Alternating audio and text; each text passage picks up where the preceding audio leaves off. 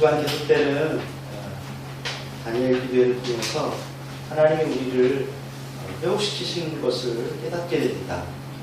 간증하는 분들이 그 처절한 고백과 나눔이 병들고 지쳐버린 우리 마음 가운데 회복의 씨앗이 되게 하셨어요. 사람의 외모가 어떻고 직분과 삶의 과정이 어떠하다 할지라도 하나님이 한 사람을 드시고 회복하실 때는 그 사람뿐만 아니라 그것을 나누고 듣는 사람들의 마음이 함께 살아나게 하십니다.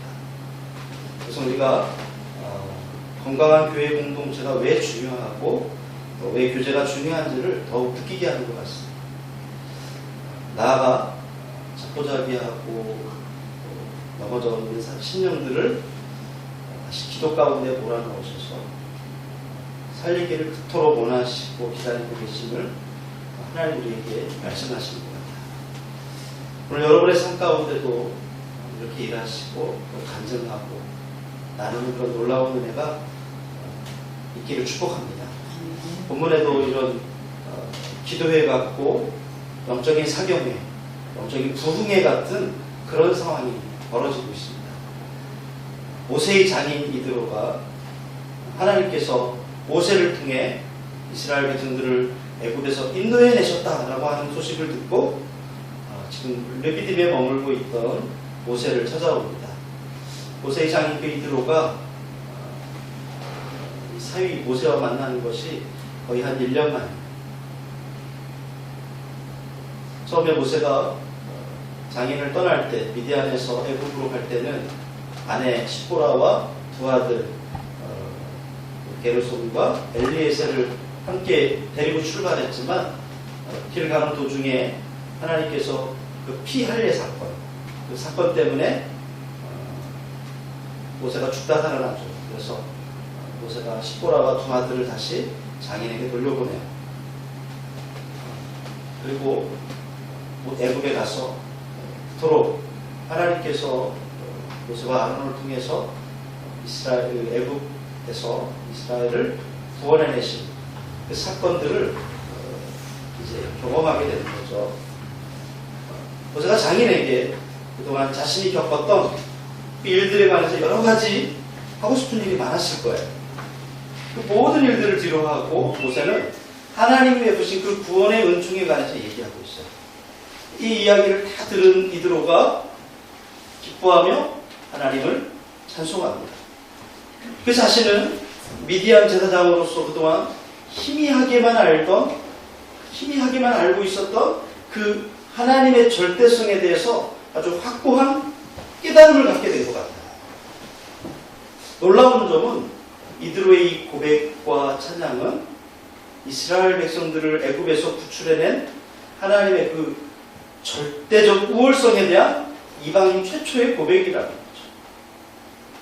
그동안 하나님에 대해서 인정하고 하나님은 참 너와 함께 계시는구나 이런 고백들은 많이 있었지만 성경 전체에서 이처럼 이방인이면서도 하나님을 참 하나님으로 고백한 최초의 사람가 바로 이 모세의 장인 이드로예요. 출애굽 목적 중에 하나는 여호와 하나님만이 참 하나님이라고 하는 것을 온 세상과 열방이 알게 하는 데 있어요. 여러분, 우리를 구원하신 하나님의 목적이 우리 한 사람, 너 한 사람, 내가 사랑한다, 구원한다. 물론 여기에도 하나님의 구원의 목적이 있지만 우리를 구원하시고 나를 구원하심으로 말미암아 그 죄와 사망의 권세 아래 있던 나를 구원하심으로 말미암아 나뿐만 아니라 나를 알고 있는 모든 사람들 그리고 온 세상과 열방 가운데 하나님이 참 하나님이라고 하는 것을 알게 하시는데 그 구원의 목적이 있는 거예요. 하나님만이 참신이라고 하는 이 고백이 10가지 재앙을 통해서 멸망하게 된 애굽 사람이나 아니면 그 가운데서 구출받은 이스라엘 백성들의 입을 통해서 결코 나오지 않았어요. 오히려 미디안의 제사장, 그 우상의 이방신을 섬기고 우상을 섬기고 수호신을 섬기는 그 미디안의 제사장 이드로의 입을 통해서 고백됩니다. 하나님과 함께했던 삶의 이야기는 여러분 놀라운 효과가 있어요. 놀라운 능력이 있어요.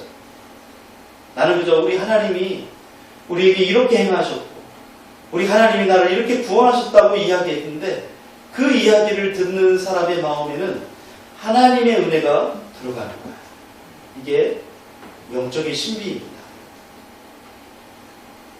모세의 그 이야기가 희미하게 갖고 있었던 그 하나님에 대한 생각, 이들의 마음 가운데 아주 희미했던 하나님에 대한 그 생각이 확고해지고 참된 믿음의 기둥을 세우는 거죠. 놀랍지 않습니까? 그 이야기는 내가 지어낸 이야기가 아니라 다시 하나님과의 동행, 은혜와 순종의 이야기였기 때문에 모세의 간증처럼 우리 삶의 이야기도 그렇게 세상 속에서 참 믿음을 세우는 이야기가 되기를 축복합니다.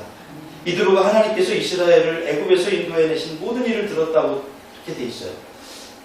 18장 1절에 보니까 모세의 장인이며 미디안 제사장인 이드로가 하나님이 모세에게와 자기 백성 이스라엘에게 하신 일 곧 여호와께서 이스라엘을 애굽에서 인도해내신 모든 일을 들으니라. 이스라엘의 출애굽 사건은 당시 주변 나라에는 아주 충격적인 사건이었고 그 소문이 굉장히 멀리 퍼져갔어요. 나중에 어떤 사람까지 듣냐면 기생 라합까지도 그 이야기를 듣게 돼요.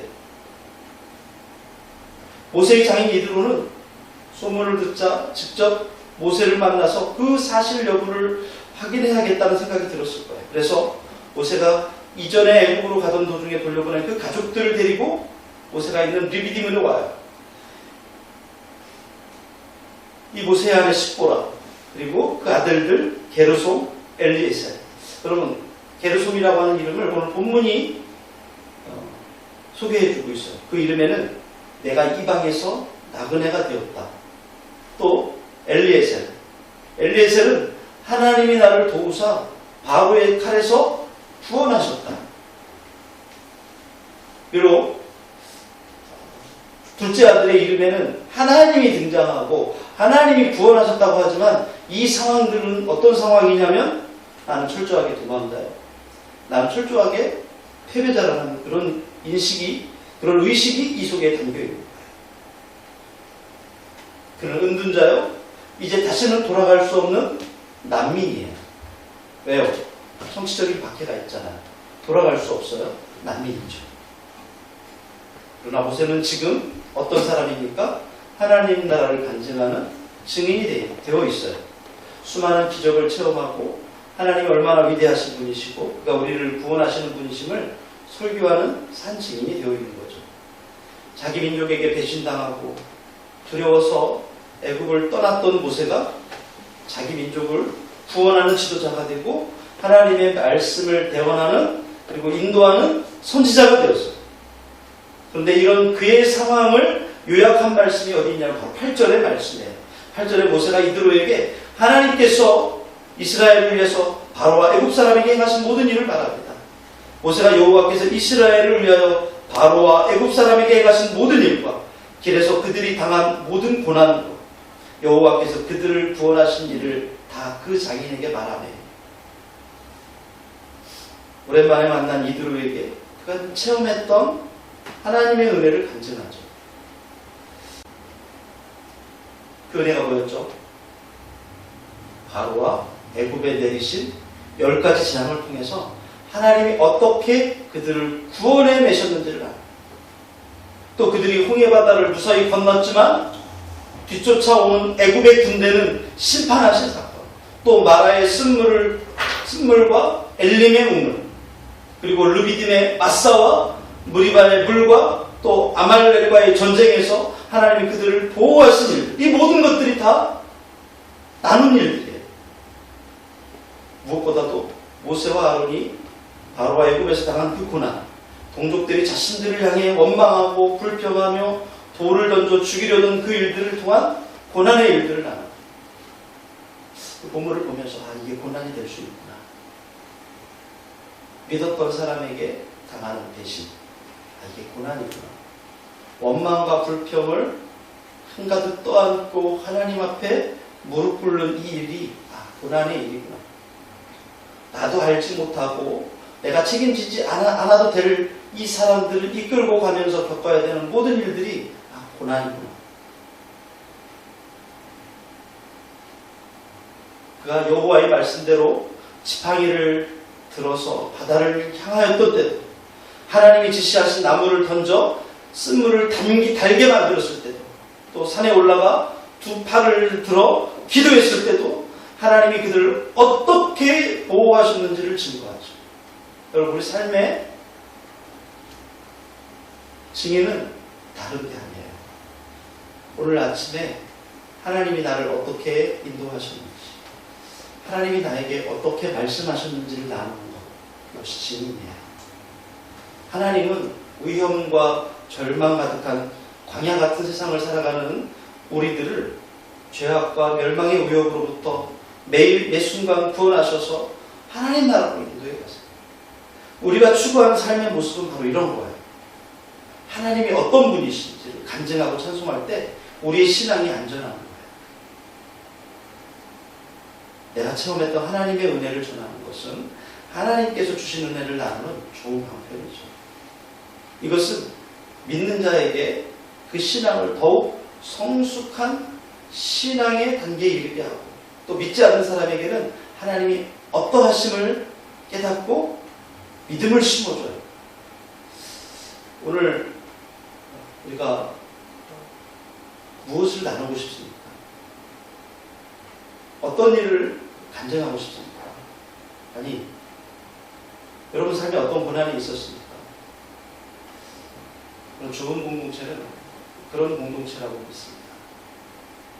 나의 고난도, 아픔도, 또 영광스러움도 함께 나누는 공동체. 교회는 그런 곳이죠. 말하지 마세요. 비밀이에요. 소문났는데. 이런 공동체일수록 건강하지 못한 거예요.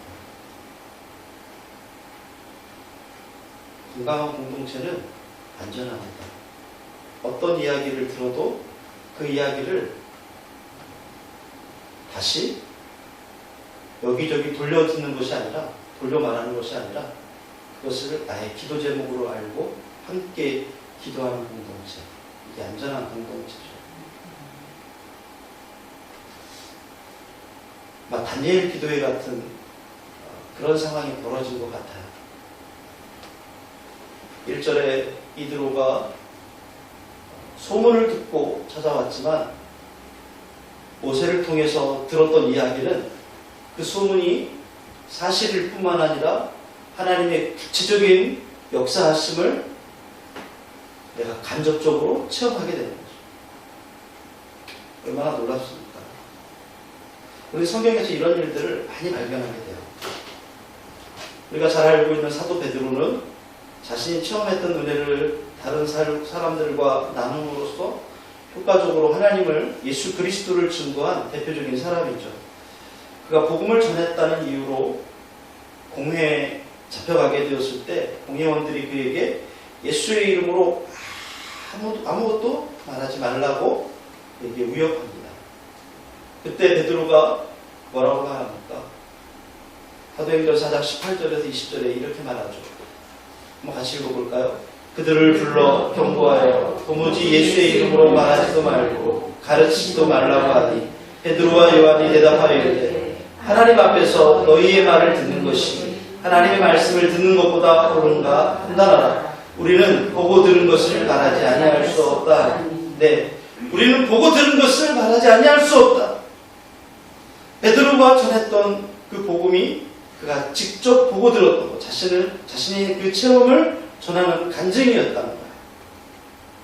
그리고 공회에서 풀려났을 때도 곧바로 믿음의 형제 자매들에게 가서 공회에서 체험했던 하나님의 은혜를 간증해요. 뭐 대단하다고 가서 두드려 맞고 위협당하고 협박당했는데 내가 한번 깜빡이 하루 들어갔다 나와서 이걸 자랑했겠어요? 그 안에서 하나님이 하신 일, 내가 예수님 때문에 당했던 그 고난에 대해서 나누는 거죠. 그런데 이런 간증이 엄청난 능력을 발휘해요. 베드로뿐만 아니라 바울의 경우에도 다메섹 도상에서 예수 그리스도를 만났던 그 경험을 전함으로써 많은 사람들을 하나님께로 돌아오게 해요. 사도행전에는 이 사도 바울이 다메섹 도상에서 예수님 만난 그 경험을 3번이나 이야기하고 있어요. 왜 그럴까요? 그만큼 놀라운 은혜가 있기 때문에 그렇죠. 그걸 통해서 하나님이 많은 사람들의 마음을 감동하고 변화시켰기 때문에 그래요. 우리는 하나님의 증인이라고 하는 사실을 잊을 수가 없습니다. 증인은 반드시 증거의 대상이 되신 그 하나님을 증거하고 예수 그리스도의 구원자이심을 고백하는 거예요. 이렇게 우리가 정직하고 신실한 증인의 삶을 살아갈 때 하나님 우리 삶에 풍성한 은혜를 더하시는 거죠. 축복을 더하시는 거죠. 그래서 우리가 하나님을 간증하는 그런 삶을 살아가게 하는 거예요. 여러분 시편 73편 28절의 말씀 한번 볼까요? 다시 읽어보겠습니다. 하나님께 가까이 함이 내게 복이라. 내가 주 여호와를 나의 피난처로 삼아 주의 모든 행적을 전파하리이다. 주의 모든 행적을 전파하리이다. 주의 모든 행적을 전파하리이다. 요한일서 1장 3절 말씀을 같이 읽습니다. 우리가 보고 들은 바를 너희에게도 전하니 너희로 우리와 상임이 있게 하려 하니 우리의 상임은 아버지와 그의 아들 예수 그리스도와 더불어 누리니라. 그렇습니다. 우리가 보고 들은 바를 전하는 이것이 너희도 함께 누리는 것이라는 거예요. 우리는 한 주간 동안 이 예배가 마치고 나서 헤어지고 또 만납니다. 근데 그 한 주간 동안 여러분 삶은 어땠습니까? 지옥 같았습니까? 너무너무 괴롭고 혼자 있는 것 같았습니까? 하나님은 어디에서도 느낄 수 없고 하나님은 내 기도에 전혀 응답하시지 않는 것 같았습니까? 그렇지 않죠. 우리가 반드시 은혜 받으면 하나님은 우리 삶 가운데에서 그 은혜의 삶을 간증하게 하고 나누게 하고 또다시 그 은혜의 삶을 살아내도록 하나님 힘주시는 분이세요. 그래서 우리가 말씀이 필요한 거예요. 지난주에도 제가 여러분에게 나눴어요. 혼자서 신앙생활하는 것은 거의 불가능에 가깝다. 왜냐하면 혼자서는 우리 신앙을 지켜갈 수 없기 때문에 그래요. 우리가 매주일 길을 쓰고 하나님 앞에 나와서 예배하고 말씀 듣고 하나님 예배하고 높여드리고 찬양하고 또 교제하고 하는 이유가 거기에 있죠. 이것이 정말 필요한 거예요. 근데 오늘 이 이드로가 어때요? 이 8절의 이야기를 듣고 나서 9절에 볼까요? 9절에 이드로가 여호와께서 이스라엘에게 큰 은혜를 베푸사 애굽 사람의 손에서 구원하심을 기뻐하여. 이 모든 일을 들은 이드로가 하나님께서 이스라엘에게 은혜를 베푸시고 애굽 사람의 손에서 구원하신 그것을 기뻐했다고 그랬어요. 사실 이드로는 이스라엘 백성들처럼 구원의 은혜를 입은 사람은 아니에요. 그럼에도 이처럼 진실한 마음으로 기뻐했다는 것은 그가 얼마나 진실하고 이타적인 사람인지를 알게 하죠. 순수한 마음으로 진실을 받아들이고 타인의 기쁨을 함께 할 수 있다는 것은 쉬운 일이 아니에요. 여러분 가운데 그런 일이 있지 않나요? 내가 그냥 하나님에 대해서 이야기하고 그 말씀을 나누는데 말씀을 듣는 사람의 눈동자가 흔들리고 그 마음이 흔들리는 것들을 경험할 때가 있어요. 그렇다면 여러분 거의 90%는 넘어왔다고 보면 되는 거예요. 그죠? 그 사람에게 이제 필요한 것이 뭐예요? 하나님의 말씀이에요. 우리 그런 일들을 겪어가고 있지 않습니까? 이드로가 단지 내 사위가 한 일이고 단지 내 딸의 남편이니까 내 외손자들이 이 일들을 통해서 더 유익되지 않을까 그래서 좋아했겠어요? 이드로가 기뻐한 것은 육적이거나 세속적인 즐거움이 아니에요.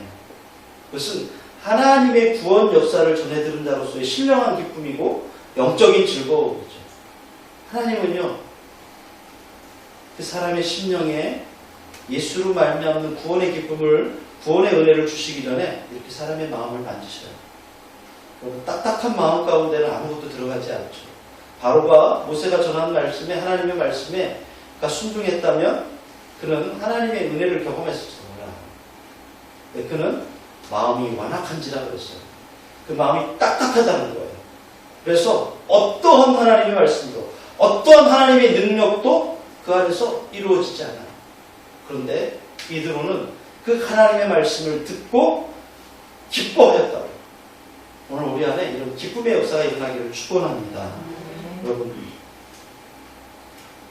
진실한 하나님의 말씀을 듣고 구원의 은혜를 체험하고 하나님의 그 성령에 감동된 사람의 느낌이 바로 기쁨이에요. 이 기쁨은 우리는 신령한 기쁨이라고 말합니다. 이런 영적인 기쁨이 우리 믿는 사람들의 힘이 되는 거예요. 느헤미야는 구원을 통해서 맞이하게 된 이 성일의 기쁨을 힘이라고 했어요. 느헤미야 8장 10절의 말씀을 같이 읽어볼까요? 시작. 느헤미야가 또 그들에게 이르기를 너희는 가서 살찐 것을 먹고 단 것을 마시되 준비하지 못한 자에게는 나누어 주라. 이날은 우리 주의 성령이 근심하지 말라. 여호와를 인하여 기뻐하는 것이 너희의 힘이니라. 네, 아멘. 하나님을 찬양하는 힘, 그 구원을 세상에 선포하는 힘, 어렵고 힘든 생활 속에서 하나님께 감사하는 힘, 하나님 나라에 이르는 마지막 순간까지 충성하는 힘. 이 힘이 뭐냐면 어디서 나와요? 그 하나님을 즐거워하는 영적인 기쁨 가운데서 나옵니다.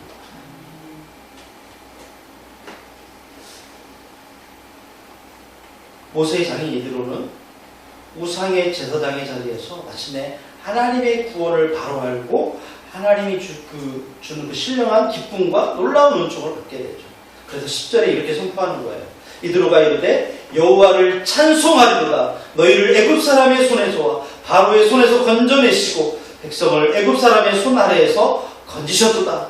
여기서 여호와를 찬송하리로다 라고 하는 의미에는 하나님이 행하신 은혜로운 일들 안에서 기쁨을 표현하고 또한 그 은혜로운 행위를 세상에 선포하겠다는 거예요. 우리 찬송 부릅시다 이런 의미가 아니에요. 이제부터 내가 여호와께서 행하신 놀라운 은혜의 사역을 선포할 것입니다 라고 하는 그 선포의 의미가 있어요. 그렇기 때문에 이드로 혼자만이 여호와 하나님을 찬양하는 것이 아니라 이 일을 통해서 어떻게 됐어요?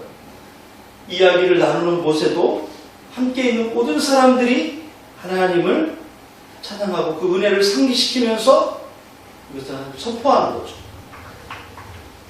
그래서 이게 놀라운 일이에요. 왜냐하면 이드로는 하나님을 섬기던 제사장이 아니라 이방 우상의 제사장이었기 때문에. 사실 출애굽 과정에서 행하신 하나님의 역사가 얼마나 놀라운 것이었습니까?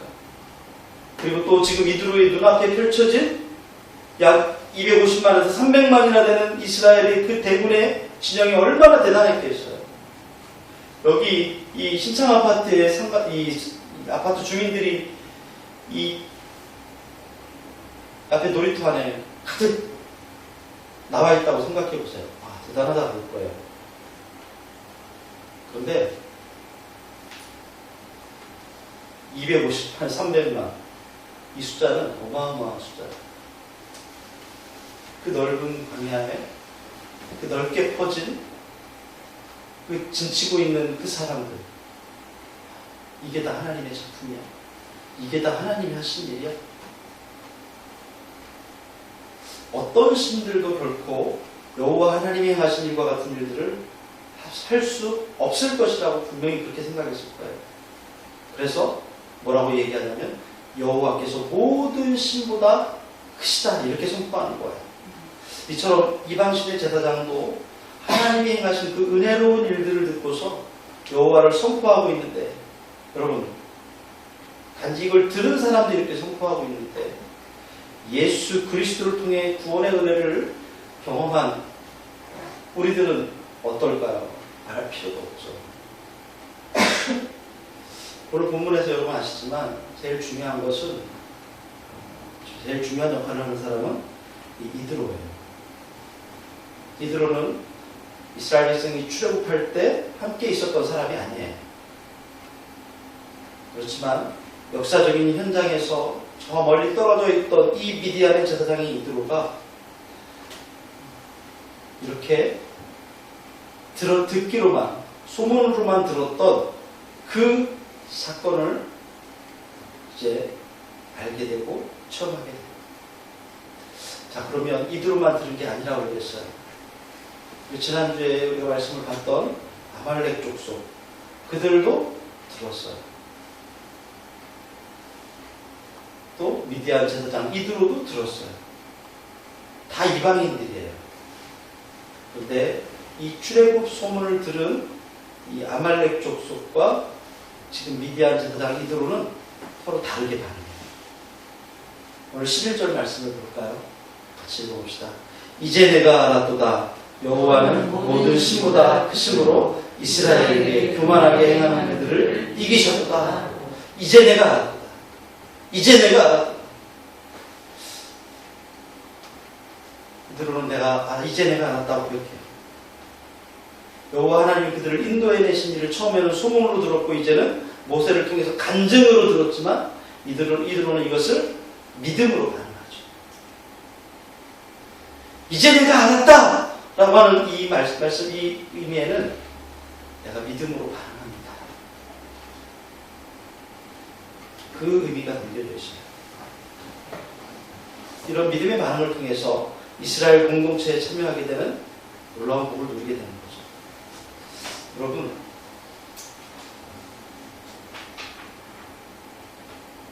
(21일) 동안 다니엘 기도회에 제일 스릴 있는 부분이 뭐냐면, 오늘 나오는 이 강사, 혹은 선교사, 혹은 평신도, 이런 분들이 어떤 분인지를 전혀 몰라요. 그러니까 제 마음 가운데는, 괜히 허튼 소리 하면 어떡하지? 괜히 이상한 소리 하면 어떡하지?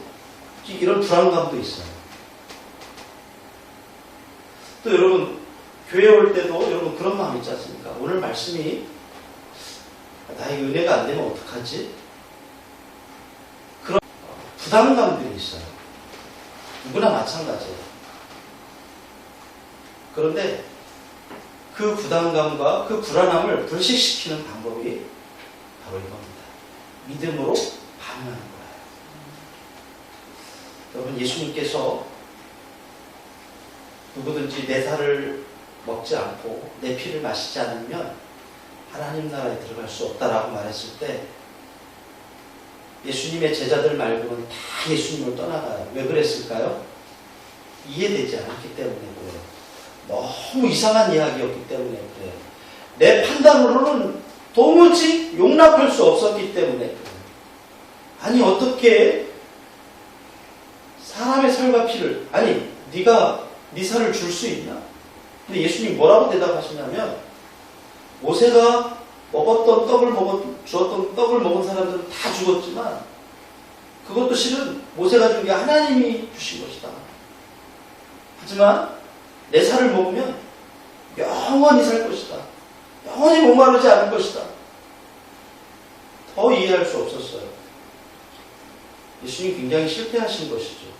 예수님을 따랐던 수많은 군중들을 일거에 예수님 다시 자기 집으로 돌려보낸 분이 예수님. 딱 이 한마디. 왜 그랬을까요? 믿음으로 반응하지 못했기 때문에 그렇죠. 내가 이해할 수 없는 말은 내가 믿을 수 없는 거예요. 그렇게 되면 우리 믿음의 기둥이 세워질 수가 없어요. 오늘 이드로가 그렇게 반응하죠. 내가 이제 알았다. 그 안에 기쁨, 즐거움이 있고요. 하나님을 찬송하는 은혜가 있고요. 내가 이제 알았다라고 고백하는 믿음의 반응이 있는 거예요.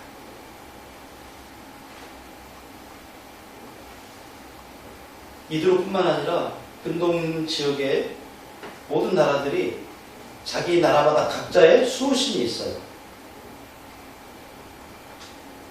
어떻게 생각했냐면 그 신의 능력에 따라서 그 나라와 민족의 운명이 결정된다고 생각했어요. 근데 모세의 이야기를 듣는 순간 이것이 일순간에 무너지죠. 왜냐하면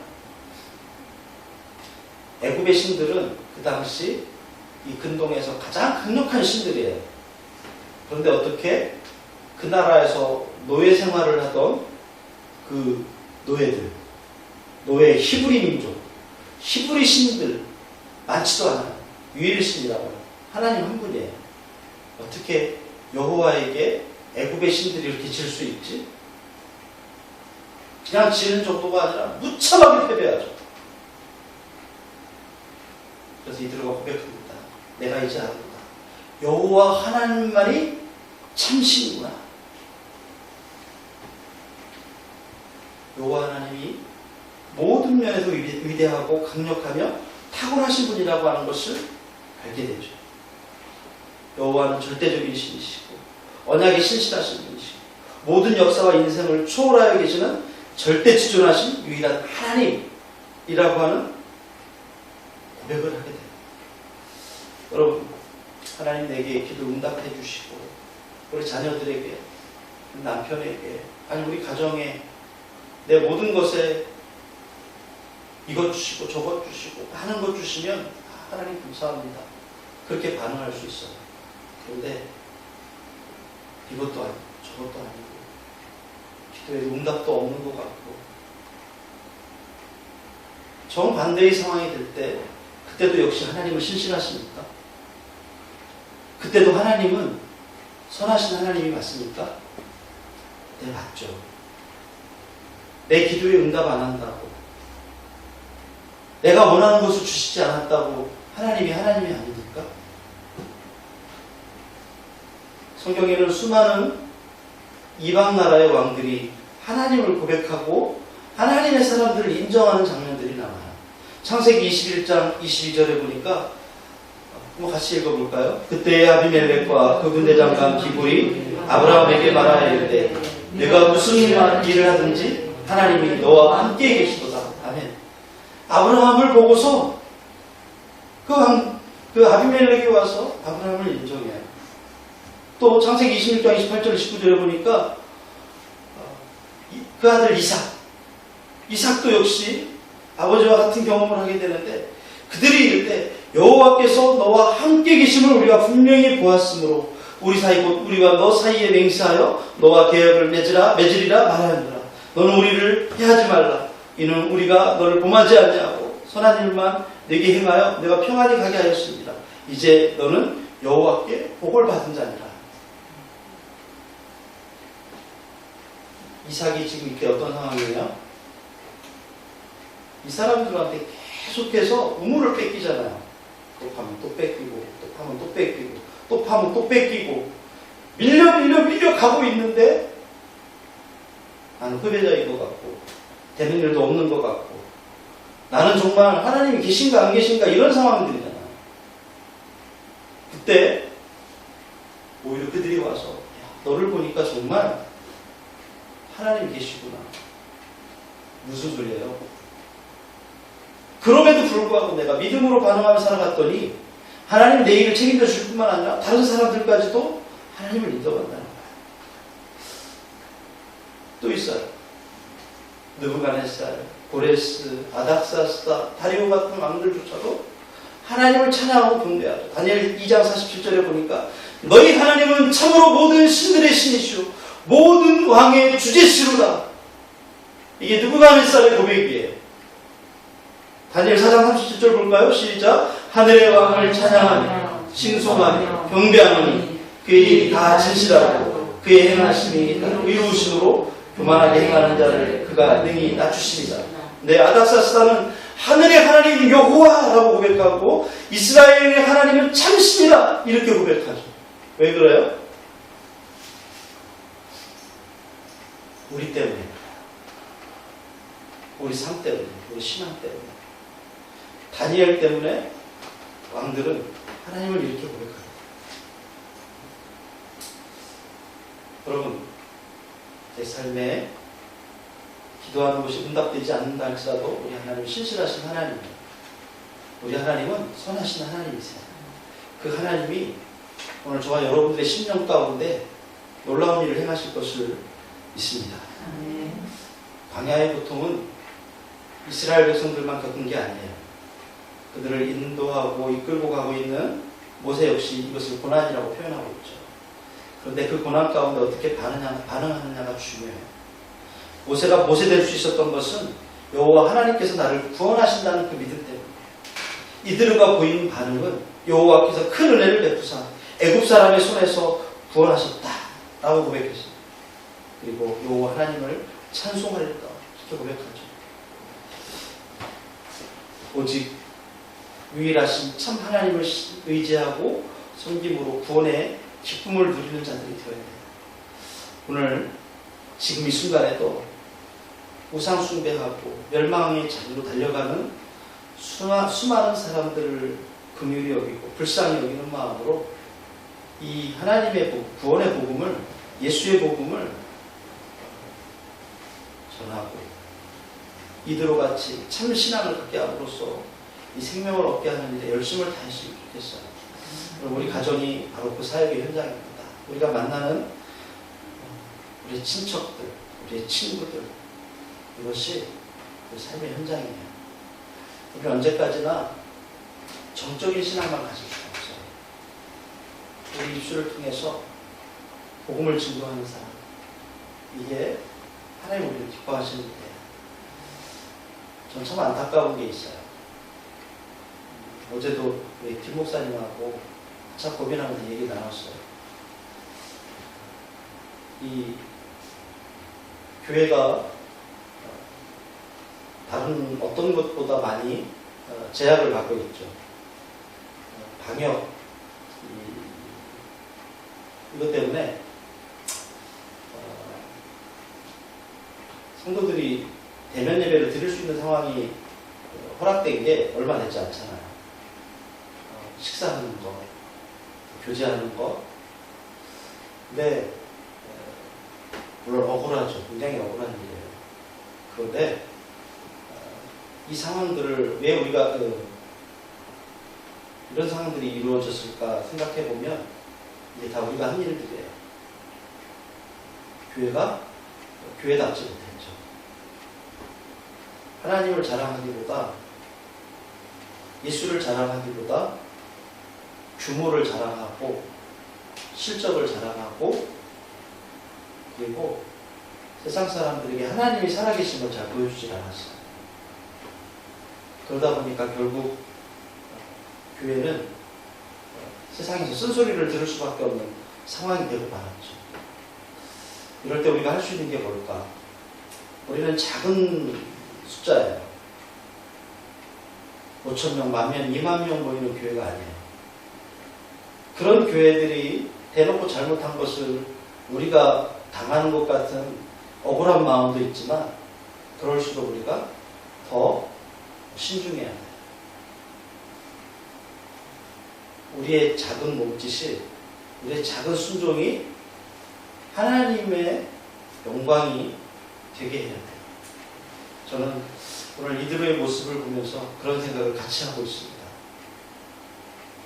우리를 통해서 하나님이 높아지고 하나님이 영광 받아야 되는데 오히려 반대된 상황들을 우리가 많이 접하고 있죠. 우리가 조금만 참았으면 좋겠어요. 조금만 더 견딥시다. 조금만 더 인내합시다. 그래서 하나님, 우리 상황 가운데 하나님 되어주시옵소서. 내가 이제 알아보다 이런 고백이 내 입술, 우리 입술 가운데도 일어나게 해주십시오. 그러니까 그렇게 기도했으면 참 좋겠습니다. 시편 89편 6절 말씀 한번 같이 읽도록 할까요? 시작. 무릇 구름 위에서 능히 여호와와 비교할 자 누구며 신들 중에서 여호와와 같은 자 누구리이까? 그 다음 44장 6절입니다. 이스라엘의 왕인 여호와, 이스라엘의 구원자인 만군의 여호와가 이같이 말하노라. 나는 처음이요 나는 마지막이라. 나 외에 다른 신이 없느니라.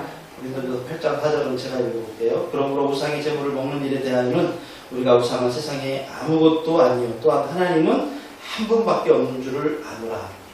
우리가 이 세상 가운데에서 하나님 분명히 말씀해 주세요.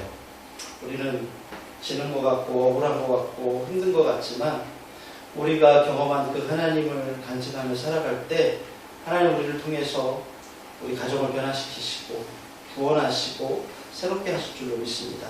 또한 여러분의 위치가 지금 어디에 있습니까? 가정 안에서 또 친구들, 형제 친척 안에서 우리가 아는 모든 사람들 안에서 우리의 위치는 보잘것없을 수 있어요. 그러나 하나님이 보시는 우리의 위치는 모세와 같은 곳입니다. 하나님의 백성들이잖아요. 우리가 만나는 사람들에게 하나님의 일들을 나누었으면 좋겠어요. 그럴 때 우리 신앙이 더 역동적인 신앙이 돼요. 우리가 나누지 않고 증거하지 않고 간증하지 않으면 우리 신앙은요 점점 움츠리고 줄어들 수밖에 없습니다. 우리 참 연약하지만 그러나 우리를 향하여서 기대하실 그 하나님의 은혜 가운데에서 하나님을 자랑하고 하나님을 높여드리는 저와 여러분 되시길 예수님의 이름으로 축원합니다. 한번 기도합시다. 하나님, 내가 그렇게 살겠습니다. 오늘 내가 하나님 말씀 안에서 그렇게 살겠습니다. 하나님을 자랑하고 하나님 증거하고 살겠습니다. 우리 같이 이렇게 기도하고 마치겠습니다. 다 같이 기도합시다. 사랑하는 아버지 하나님 감사합니다. 하나님, 우리는 아버지 하나님 너무 연약하고 너무 부족하고 하나님 정말로 보잘것없는 사람이지만 내게 행하신 하나님의 일들을 자랑하고 간증하며 나아가겠습니다. 그럴 때 하나님 이 우상의 제사장의 어떤 이들로도 변화되고 그리고 하나님을 높여드린 것처럼 하나님 우리 삶 가운데에서 하나님 그렇게 되어 주시옵소서. 나는 너무 연약하지만 너무 부족하지만 하나님, 내가 하나님이 하신 일들을 자랑하고 하나님이 하신 일들을 간증하며 나아가는데 하나님이 얼마나 위대하신 하나님을 아버지를 내가 참감을 사랑합니다. 하나님, 그때 하나님께서 일하시고 그때 하나님 믿음의 놀라운 은혜를 베풀어 주시고 많은 사람들이 하나님 나를 통해서 또 아버지 하나님 한 사람이 변화되고 또 하나님 앞에 나오게 될 줄 믿사옵니다. 하나님 우리를 사용하여 주시옵소서. 우리를 통해서 하나님 일하심을 보게 하여 주시옵소서. 예수님의